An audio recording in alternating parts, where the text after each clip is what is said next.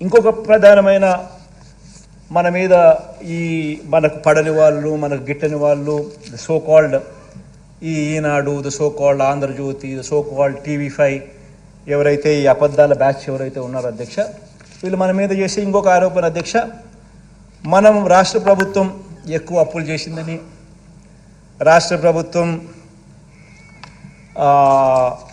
విపరీతంగా జగన్ హయాంలో అప్పులు చేసిందని వాళ్ళు ఇష్టం వచ్చిన నెంబర్లు కూడా చెప్తూ ఉంటాడు అధ్యక్ష. వాడు 10 లక్షల కోట్లు అంటాడు, వాడు 13 లక్షల కోట్లు అంటాడు. నోటికి హద్దు పొద్దు లేదు.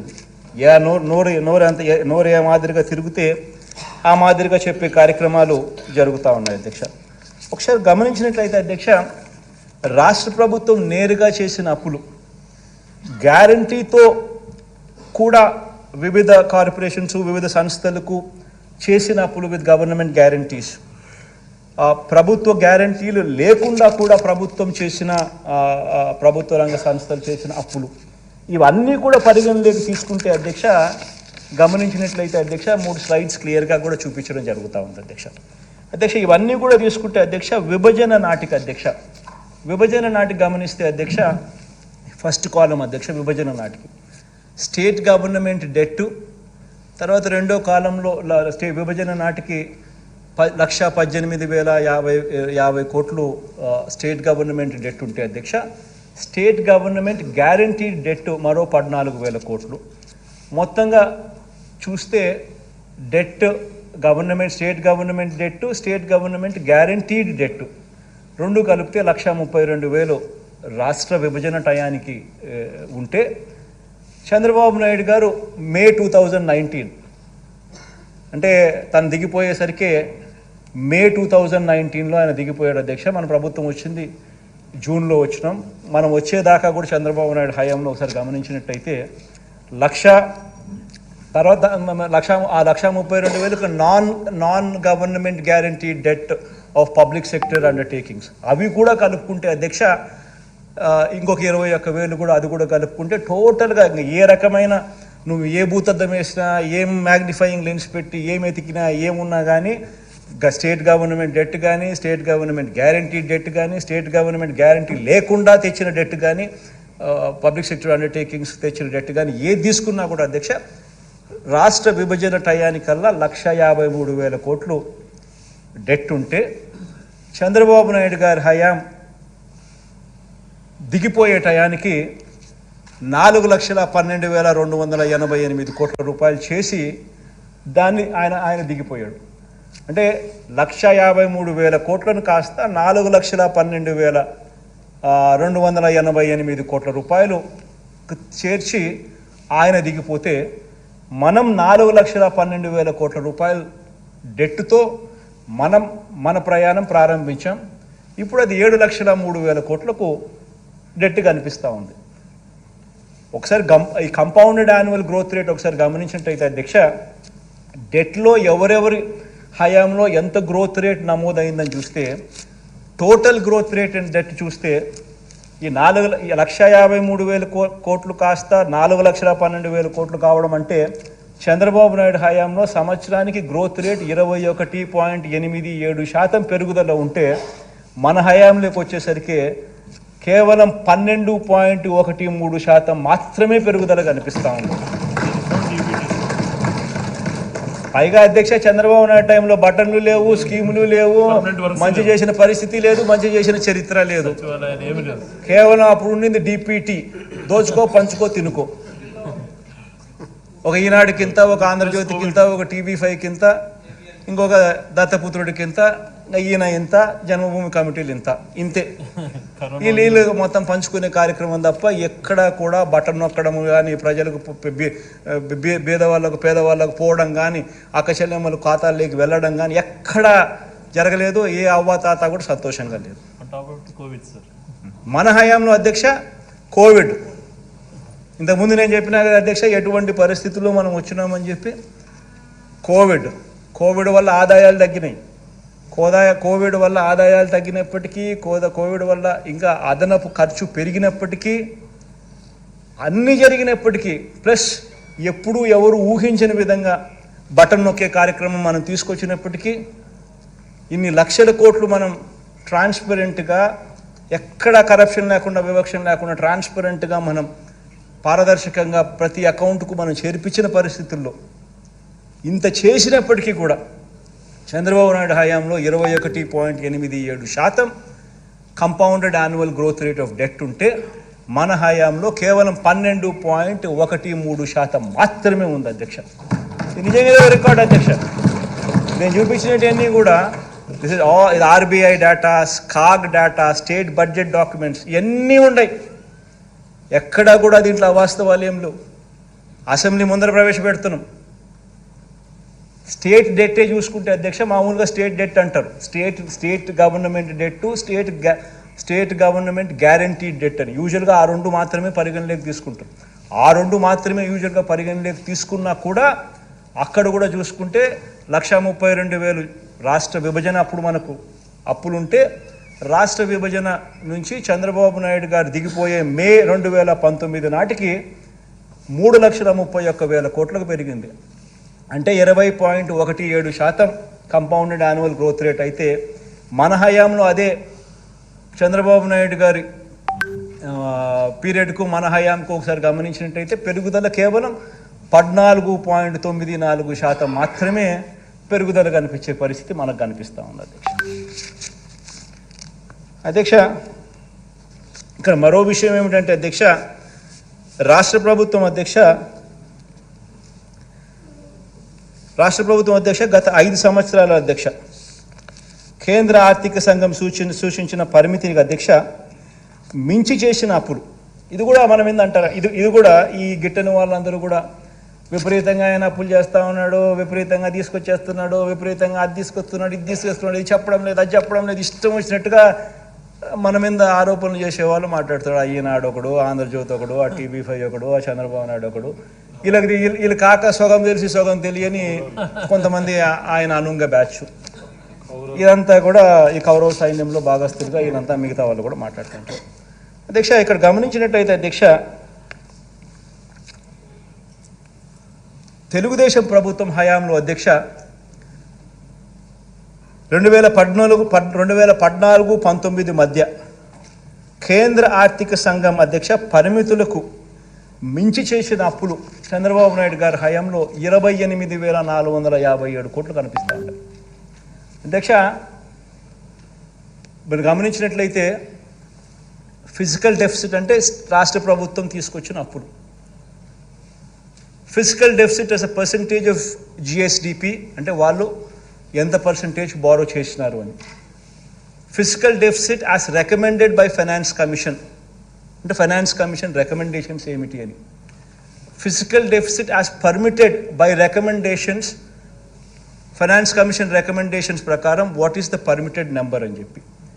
చంద్రబాబు నాయుడు హయాంలో పర్మిటెడ్ నెంబరు వర్సెస్ రాష్ట్ర ప్రభుత్వం తీసుకొచ్చిన డెట్టు గమనించినట్టయితే ప్రతి సంవత్సరము ఎక్సెస్సే. ఆ ఎక్సెస్ కాస్త ఆ 5 సంవత్సరాల పీరియడ్ 2014 నుంచి 2014-15 నుంచి 18-19 దాకా గమనిస్తే ప్రతి సంవత్సరం ఆ ఎక్సెస్ ఓవర్ బారోయింగ్ కింద ట్రాన్స్లేట్ అయ్యి ఆ ఓవర్ బారోయింగ్ 28,457 కోట్ల రూపాయలు ఆయన పీరియడ్లో 5 సంవత్సరాలలో ఓవర్ బారోయింగ్ చేస్తే ఫిజికల్ డెఫిసిట్ నామ్స్కు కన్నా చెప్పిన సిఫార్సుల కన్నా ఫైనాన్స్ కమిషన్ చెప్పిన ఫిజికల్ డెఫిసిట్ నామ్స్ ప్రకారం చేయాల్సిన దానికన్నా కూడా వీళ్ళు ఎక్కువగా చేస్తే, ఫిజికల్ బారోయింగ్ లిమిట్స్ కన్నా ఎక్కువగా బారో చేస్తే 28,457 కోట్లు వాళ్ళు బారో చేస్తే మన హయాంలో అధ్యక్ష ఆ ఫిజికల్ డెఫిసిట్ రికమెండేషన్స్కు మనం ఫిజికల్ డెఫిసిట్ పరంగా మనం బారో చేసిన అమౌంట్ ఈ రెండింటినీ కంపేర్ చేస్తే ఈ 5 సంవత్సరాలలో 366 కోట్లు మనకు రికమెండేషన్ చేసిన దానికన్నా తక్కువ బారో చేసిన పరిస్థితులు కనిపిస్తూ ఉన్నాయి. మరి వాస్తవాలు ఇదైతే అధ్యక్ష ఎప్పుడు చూసినా ఏం చూసినా కానీ ఇష్టం వచ్చినట్టుగా అబద్ధాలు చెప్పడము, అబద్ధాలను నమ్మించాలని ప్రయత్నం చేయడము ఇదే పనిగా పెట్టుకున్నారు అధ్యక్ష. ఇంకొక డేటా కూడా గమనించండి అధ్యక్ష. తెలుగుదేశం పార్టీ ప్రభుత్వం అధ్యక్ష వాళ్ళ హయాంలో అధ్యక్ష వాళ్ళు చేసిన మొత్తం అప్పును వారి స్థూల ఉత్పత్తి అంటే జిఎస్డిపితో ఒకసారి గమనించినట్లయితే అధ్యక్ష జిఎస్డిపి అంటే టోటల్గా వాళ్ళు తీసుకొచ్చిన అప్పు వాళ్ళు రాకమునుపు 1,53,000 కోట్లు వాళ్ళు రాకమునుపు వచ్చి ఉన్నారు అధ్యక్ష. వాళ్ళు 5 ఏళ్ల పీరియడ్లో వాళ్ళు 4,12,000 కోట్లకు దాన్ని తీసుకొని పోయినారు అధ్యక్ష. అంటే వాళ్ళ 5 ఏళ్ల పీరియడ్లో వాళ్ళు తీసుకొచ్చిన డెట్ 2,58,941 కోట్లు వాళ్ళు డెట్గా వాళ్ళు తీసుకొచ్చినారు అధ్యక్ష. అదే 5 సంవత్సరాలకు సంబంధించి క్యూములేటివ్ జిఎస్డిపి అంటే ప్రతి సంవత్సరం జిఎస్డిపి ఇన్ని లక్షల కోట్లు ఉంటుంది. ఆ లక్షల కోట్ల మీద నువ్వు ఇంత పర్సెంటేజ్ 3%, 3.5%, 4% పరిస్థితిని బట్టి వాళ్ళు కేంద్ర ప్రభుత్వం సిఫార్సు చేసిన నెంబర్ ఏదైతే ఉంటుందో ఆ నెంబర్ ప్రకారం మీరు అప్పు తెచ్చుకునే మీకు వెసులుబాటు ఉంటుంది. ఆ జిఎస్డిపి నెంబర్స్ ఆ 5 సంవత్సరాలకు కూడా కలిపితే క్యూములేటివ్గా కలిపితే 34,73,475 కోట్ల రూపాయలు అయితే, ఈయన తీసుకొచ్చిన అప్పు 2,58,000 కోట్లు 941 కోట్లు అయితే 7.5% ఆయన చంద్రబాబు నాయుడు గారు జిఎస్డిపి మీద క్యూములేటివ్ జిఎస్డిపి మీద ఆయన క్యూములేటివ్గా ఆయన తీసుకొచ్చిన అప్పుల పర్సంటేజ్. అదే టైంలో కేంద్ర ప్రభుత్వం అధ్యక్ష ఆ 5 సంవత్సరాలలో కేంద్ర ప్రభుత్వం వాళ్ళ జీడిపి మీద వాళ్ళు తీసుకొచ్చిన అప్పులు కాస్త అప్పులు ఎంత అని గమనిస్తే సెంట్రల్ గవర్నమెంట్ బారోయింగ్ 3.6% ఉంటే స్టేట్ గవర్నమెంట్ బారోయింగ్ 7.5% కింద చూపిస్తారు. 7.5% అయితే మన హయాంలోకి వచ్చేసరికి కేంద్ర ప్రభుత్వం కోవిడ్ అయితేనేమి రకరకాల కారణాలు అయితేనేమి సెంట్రల్ గవర్నమెంట్ బారోయింగ్స్ కూడా దేశవ్యాప్తంగా ప్రపంచవ్యాప్తంగా పెరిగినట్టే కేంద్ర ప్రభుత్వం కూడా వాళ్ళ అప్పుల పర్సంటేజ్ 6.5% ఆఫ్ దేర్ జీడిపి ఈ 5 సంవత్సరాల జీడిపి నెంబర్స్ క్యూములేటివ్లో వాళ్ళు బారో చేసింది 6.5% అయితే మనం బారో చేసింది only 5.2% of our GSDP 5 years క్యూములేటివ్గా. సో ఏ రకంగా చూసినా కూడా ఏ స్టాండర్డ్లో గమనించినా కూడా అప్పుల పరంగా కానీ గవర్నెన్స్ పరంగా కానీ ఫిస్కల్ మేనేజ్మెంట్ పరంగా కానీ ఏ పరంగా చూసినా కూడా గత ప్రభుత్వానికి మన ప్రభుత్వానికి ఎంత వ్యత్యాసం ఉంది అని చెప్పడానికి ఈ డేటా ఎంతో ఉపయోగపడుతుందని చెప్పి కూడా ఈ సందర్భంగా చెప్పడానికి నేను సంతోషపడుతున్నాను, గర్వపడతా ఉన్నాను అధ్యక్ష. అసలు యాక్చువల్గా ఈ మాదిరిగా పరిపాలన చేయగలుగుతామని చెప్పి నిజంగా ఎవరు ఊహించని విధంగా మన ఆయన అంటాడు 14 ఏళ్ళు ముఖ్యమంత్రిగా నేను పరిపాలన చేసినా నాకు ఎంతో ఎక్స్పీరియన్స్ ఉందని చెప్పి. ఎందుకుందా అధ్యక్ష ఎక్స్పీరియన్స్ ఎవరికి అర్థం కాదు, కొట్టుకునేదానికి తప్ప ఎందుకు సరిపోదు. మాకేం ఎక్స్పీరియన్స్ లేకపోయినా కానీ ఈ రకమైన నెంబర్స్తో ఈ రకమైన ఫిగర్స్తో showcasing that how best we can ఈ మాదిరిగా ఎలా పరిపాలన చేయగలుగుతామని మేము చూపిస్తూ ఉన్నాం అధ్యక్ష. నిజాలు ఇలా ఉంటే అధ్యక్ష మన ప్రభుత్వం మీరు గమనించినట్టయితే అధ్యక్ష ఆ 5 సంవత్సరాల పీరియడ్లో మన ప్రభుత్వం 2,91,000 కోట్లు మనం అప్పు చేస్తే ఈ 2,91,000 కోట్ల అప్పును వాడు 13 లక్షల కోట్లు అంటాడు, వాడు 10 లక్షల కోట్లు అంటాడు. వాళ్ళ ఇష్టం ఏదైతే అది దాన్ని చెప్పుకుంటూ పోతా ఉన్నాడు అధ్యక్ష.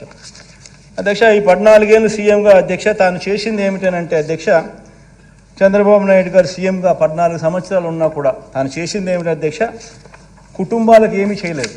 ఏ ఒక్క కుటుంబానికి కూడా పలాని మంచి తాను చేయగలిగినాడు, పలానా మంచి తాను చేసినాడు అని ఎక్కడా కూడా చెప్పుకునే పరిస్థితి లేదు అధ్యక్ష. నేను ఈ మధ్యకాలంలోనే నా లాస్ట్ 2 స్పీచ్లలో కూడా చెప్తా ఉన్నా, ప్రతి ఇంటికి వెళ్ళమని చెప్తా ఉన్నా, ప్రతి ఇంటికి వెళ్ళి అడగమని చెప్తా ఉన్నా, 10 సంవత్సరాల బ్యాంక్ అకౌంట్ తీసుకోమని చెప్తా ఉన్నా. ఆ ఇంట్లో ఉన్న ఆ లబ్ధిదారుడు, ఆ ఇంట్లో ఉన్న ఆ అక్క చెల్లెమ్మలు 10 సంవత్సరాల వాళ్ళ బ్యాంక్ అకౌంట్ వాళ్ళే తీసుకుని చంద్రబాబు నాయుడు 5 సంవత్సరాల బ్యాంక్ అకౌంట్ డీటెయిల్స్ మన 5 సంవత్సరాల మన పరిపాలనలో ఉన్న బ్యాంక్ అకౌంట్ డీటెయిల్స్ వాళ్ళనే చూడమని చెప్తా ఉన్నాం. చంద్రబాబు నాయుడు గారు 5 సంవత్సరాల కాలంలో కనీసం ₹1 అయినా వాళ్ళ బ్యాంక్ అకౌంట్కు చేరిందా అని చెప్పి వాళ్ళని అడగమని చెప్తా ఉన్నాం. అదే ఈ ప్రభుత్వ హయాంలో మన ప్రభుత్వ హయాంలో ఎన్ని లక్షల రూపాయలు ఆ బ్యాంక్ అకౌంట్లలోకి డబ్బులు పడిందో వాళ్ళనే అడగమని చెప్తా ఉన్నాం, వాళ్ళనే గమనించమని అడుగుతాం అధ్యక్ష. బాబు చేసిన ఆ అప్పుల్లో అధ్యక్ష మరి అదే రాష్ట్రం అదే బడ్జెట్ కేవలం మారిందల్లా ఒక ముఖ్యమంత్రి మాత్రమే మారాడు అధ్యక్ష. మరి అదే రాష్ట్రం అదే బడ్జెట్ అయినప్పుడు కేవలం మారిందల్లా ఒక ముఖ్యమంత్రి మాత్రమే మార్పు మాత్రమే జరిగినప్పుడు అప్పుల గ్రోత్ రేటు కూడా అప్పటికంటే ఇప్పుడు తక్కువ ఉన్నప్పుడు మరి ఎందుకు ఈ ప్రభుత్వ హయాంలో ఎందుకు ఈ మాదిరిగా ప్రతి అక్కచెల్లెమ్మ కుటుంబానికి ఇంత మంచి జరిగింది? ఎందుకు గత 5 సంవత్సరాల్లో చంద్రబాబు నాయుడు గారి హయాంలో మనకన్నా ఎక్కువ అప్పులు చేసి కూడా, గ్రోత్ రేట్ ఆఫ్ అప్పులు మనకన్నా కూడా ఎక్కువ చేసి కూడా ఎందుకు చంద్రబాబు నాయుడు గారు చేయలేకపోయారు అని చెప్పి ప్రతి ఒక్కరూ కూడా ఆలోచన చేయాలని చెప్పి ఈ సభ ద్వారా ప్రజలందరినీ కూడా కోరుతా ఉన్నారు అధ్యక్ష. ఆ డబ్బులన్నీ ఎవరి జోబీలోకి పోయాయి అని చెప్పి కూడా ప్రజలందరూ ఆలోచన చేయాలి అధ్యక్ష. ఈరోజు నేను గర్వంగా కూడా చెప్తా ఉన్నాను, ఆధార్ నెంబర్తో సహా బ్యాంక్ అకౌంట్ డీటెయిల్స్ సహా చెప్తా ఉన్నాను.